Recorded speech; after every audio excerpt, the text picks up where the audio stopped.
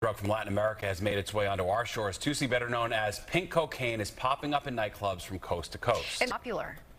It's a designer drug with a catchy name, pink cocaine, and it's turning up in more drug busts as well as in a lawsuit against Diddy.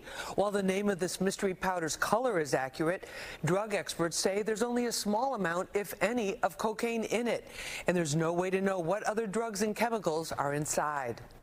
Law enforcement officials say pink cocaine, which is also known as Tusi, is turning up in more drug seizures and in some cases is being trafficked by the notorious Venezuelan migrant gang Tren de Aragua. It's also marketed and trafficked in ways that make it a challenge for law enforcement since it's often sold in underground venues.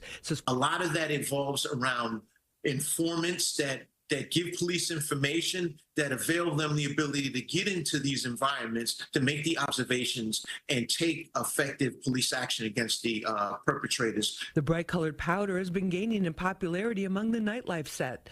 Its swag factor went up when it was mentioned in a civil lawsuit against Sean Diddy Combs as one of the disgraced mogul's alleged drugs of choice.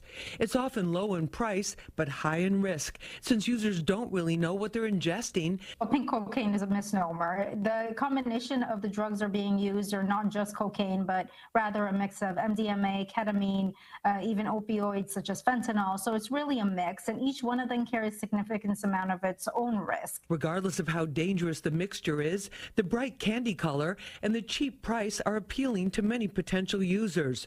Joseph Palomar, associate professor of population health at NYU Langone, recently published a study on this popular powder.